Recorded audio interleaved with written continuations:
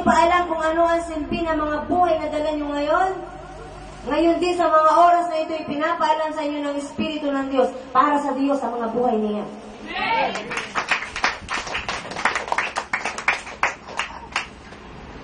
At kung hindi mo pa alam na may mission ka, ipinapaalam sa iyo ng Espiritu ng Diyos. Dalhin mo yung mga kumpare mo dito. Ang mga kumpare mong naliligaw na hindi alam kung saan ang tungo. Sapagkat may pera. Na hindi nila iniisip, bukas makalawa, wala na silang hininga. At kapag namatay sa kasasabihin, Panginoon, pabalikin mo ako muli sa lupa. Gusto kong gumawa para sa iyo. At ano ang sasabihin ng Diyos? Tapos na.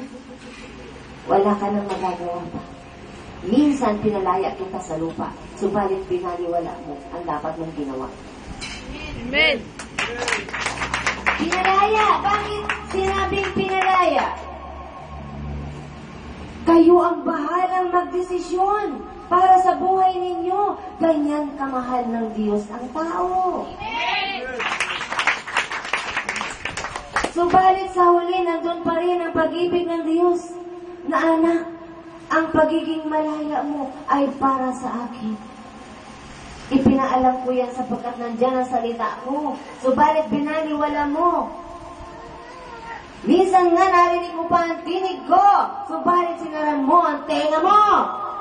Sapagkat ang akala mo nagbibiro lang ako. Hindi mo alam ako ang nakikipag-usap sa iyo.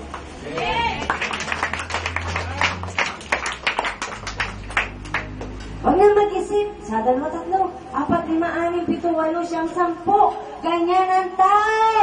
Ang bagal magdesisyon.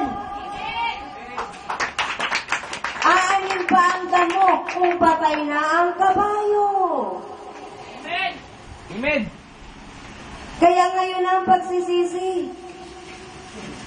Hindi yung kapag naghihingalo ka niya, Panginoon, bigyan mo pa ako ng last chance.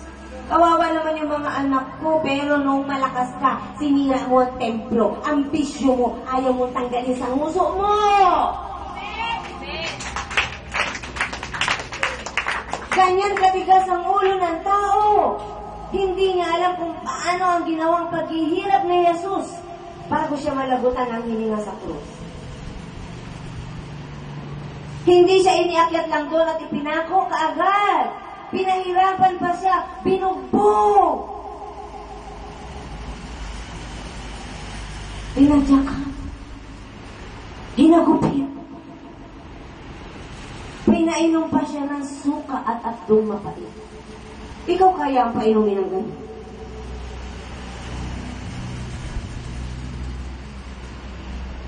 Makinig kayo. Mga ama na narito, kayo ang haligi ng tahanan. Kayo ang masusunod. Amen. Halindigan nyo na talagang haligi kayo. Sapagkat kung walang haligi, ano ang mangyayari? Babagsak. Babagsak ang bahay kung walang haligi. Kaya ang haligi ng tahanan, nadaladala ng alon, ng agos, anong nangyayari? Hanggang sa huli, aalis na siya sa mundo. Wala pang kapayapaan ng pamilya niya. Lalaki, magpakalalaki nga kayo. Alam nyo na ba kung saan ang punta nyo?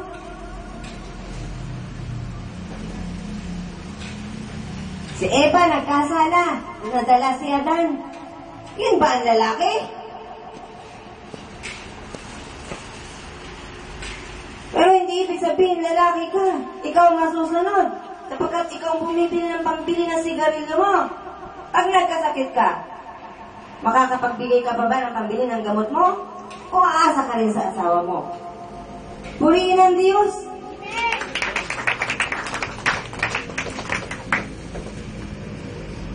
Ang kaibigan ng sanlibutan ay kaaway ng Diyos. Kaya hindi niyo madadaya ang Diyos. Nasasabihin ninyo, kilala ko si Jesus, Panginoon ko siya.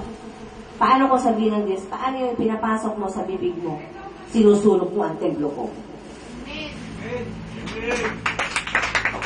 Paano mo sasabihin, mahal mo ako, kung umiitit ka ng maliwanag?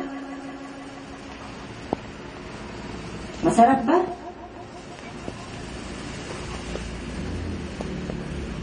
Halika, Jocelyn. Nasaan ang tatay mo? Ang tatay mo, ha? Nagpakitang gilas. Tumulong sa paggawa ng templo ng Diyos dito. Ng tahanan ng Diyos. Para okay lang sa kanyang maliit siya. Purihin ng Diyos.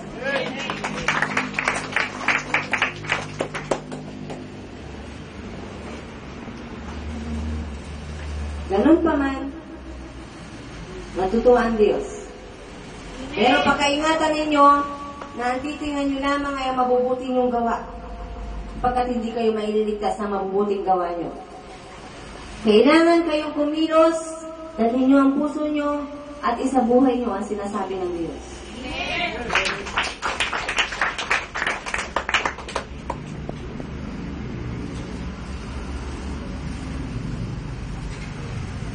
Paano ko sabihin ko sa inyo, meron dito isang bisita ng Diyos na hindi niya naiintindihan ang sinasabi ng tinig ng Diyos. Ganon pa man ay narito siya para makisama sa inyo. Hindi niya naunawaan sapagkat ang Tagalog ay hindi masyadong malinaw sa kanyang pagdinig. Narito siya, kailangan niya ang Diyos. Purihin ang Diyos.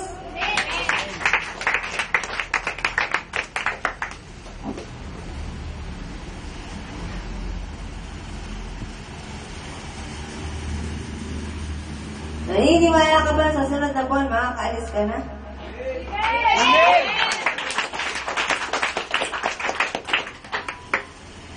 Amen! Nagpilay pa daw siya. Purihin ang Diyos! Yan ay nakikita lamang ng dalawang mata ng tao. Subalit alam ng Diyos, buong-buo ka pa rin. Walang nabawas sa iyo kahit ano.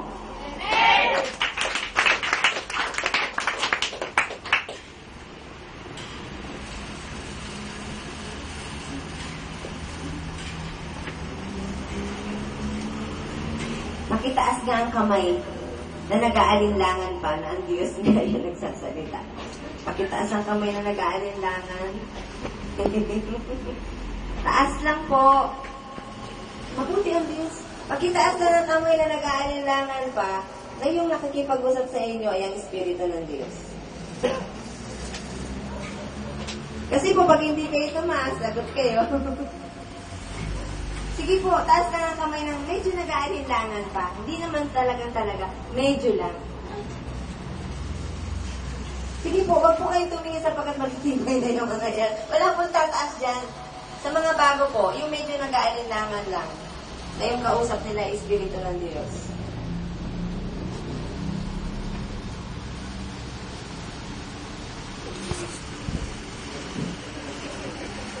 Okay po, purihin po ang Diyos. Ang nais po kasi ng Diyos ay maging tapat kayo. Kung kayo pinag-aalinlangan, ang Diyos ay mabuti. Nauunawaan kayo ng Diyos. Sapagkat alam nga ng Diyos yan, kaya kayo tinawag. Para kayo ay turuan na anak, ako ay Diyos na nasa lahat ng lugar. Nandyan lang ako sa puso mo, pero binabaliwala mo ako. Kaya kailangan kong gumamit ng tao para marinig mo ang tinig ko. Kapag di mo naman binubuklat ang banal na kasulatan, paano mauunawaan na ang Diyos nga ay kayang gawin ang lahat ng bagay? Kayang gawin, kaya meron tinig. Isang babae na walang ginawa, araw at gabi, kundi ang espiritu niya ay ibigay sa Diyos. Bakit araw at gabi? Kahit natutulog yan, napapanaginipan niya ang Diyos. Ang mukha ng Diyos at ang pangalan ni Jesus nakarehistro sa kanyang isip, sa kanyang puso. Kaya kapag dating ng gabi, nananaginip siya. At ano ang napapanaginipan niya? Nakikipaglaban siya. At sa pangalan ni Jesus, kinakasaot niya yung bad spirit. Totoo yan. Hindi yan kwento.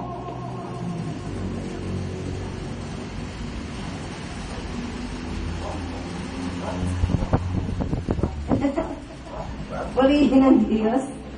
Sherry, nalika dito sapagkat kailangan kang tagpasin. Makinig kayo, patutunayan na sa inyo ng Espiritu ng Diyos na walang nalilihim sa Diyos at hindi unfair ang Diyos. Si Sherwin, kilala ito ng mga dati na, si Sherwin, malakas sa Diyos yan. Bakit hindi siya nakaputi ngayon? Sapagkat nagkasala siya. At ito ang parusa sa kanya. Balik siya sa kasuotang may kulay. Nire-represent na madumi siya. Hindi pa siya nakakawala sa karumihan niya. Kaya hanggat hindi niya kayang talikdan ang kasalanan, mananatiling may kulay ang damit niya.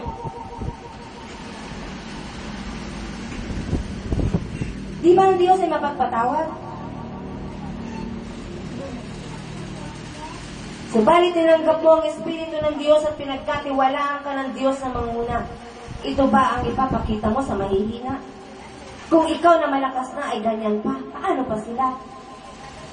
Paano mo sila dadalhin sa liwanag kung ikaw ay muling babalik sa kadiliman?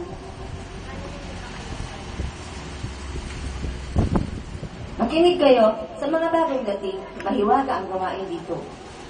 Hindi ito basta pagsasabi lang ng salita ng Diyos. Dito ay mayroon kayong makikitang gawa na kamangha-mangha na wala sa ibang gawain. Sherwin, magsalita ka, ilabas mo ang laman ng bibig mo.